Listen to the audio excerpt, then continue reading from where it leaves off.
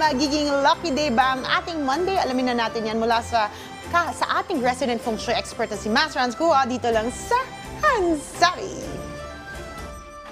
Risation! Mga ka-RSP, Lunes na! Simulan natin ang gabay, patnubay sa umaga, paalala at prediksyon ni Master Hans Kua. December 11, Happy Monday!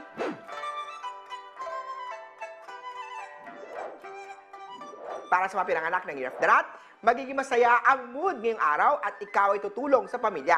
Iwasan ang pagkikipag-away sa loob ng opisina ha! Gold at 19 ang swerte kay Year of the Rat. Sa mga Ox naman tayo, may career luck star sa chart mo, hindi mo kailangan madaliin ang lahat dahil kusang itong darating sa'yo. Kailangan mo lang paghirapan, pagsipagan pa yan. Brown at tuwang swerte kay Ox.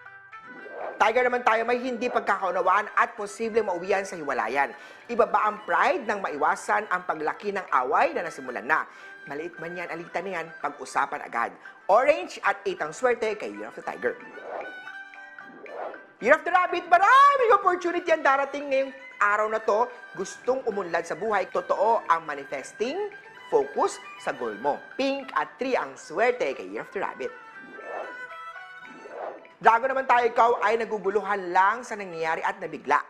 Kahit masakit at mahirap, unti-unti mong matatanggap pagdating ng oras. Okay lang na malungkot ngayong araw at piliin mapag-isa para makapag-isip-isip.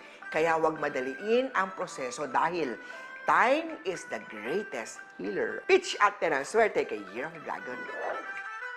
Year of the Snake naman tayo ha. May happy love life star at money star pa. Nasa iyo din ang good news star pagdating sa negosyo. White at 4 ang swerte kay Year of the Snake. Para sa mga pinanganak ng Year of the Horse, hindi mo aakalain na darating ka sa punto na mapapagod ka na. Ngunit huwag sumuko, magpahinga lang at lumaban ulit sa pagsubok. Silver at 1 ang swerte kay Year of the Horse. Sagot naman tayo, hindi mo may tatago ang saya na naramdaman sa mga tumutulong ka sa ibang tao. Helpful friend star activated ngayong araw, matuto magpasalamat. Yellow at 11 ang swerte kay Year of the Goat.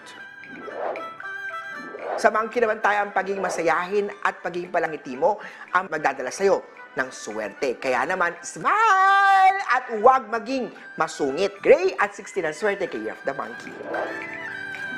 Rooster naman tayo, puro stress ang darating ngayong araw. Huwag magpadala sa problema at subukan pa rin hanapan ng good vibes ang araw na to. Ganyan ang attitude mo. In the face of darkness, you shine your brightest light. Blue at 5 ang swerte kay Year of the Rooster. Sa Year of the Dog naman tayo, iwasan ang hurtful word star. Bago ka magbitiw ng salita sa kapwa mo, isipin muna kung ito'y makakasakit ng damdamin. Green at 20 ang swerte kay Year of the Doggy. At sa Year of the Piggy naman tayo, posible kang maloko ngayong araw, kaya naman, maging maingat sa mga nakausap. Hindi lang sa scam ang tinutukoy ko ha. Mag-ingat din sa mga taong inggitera, naiinggit at sinisiraan ka ng patalikod.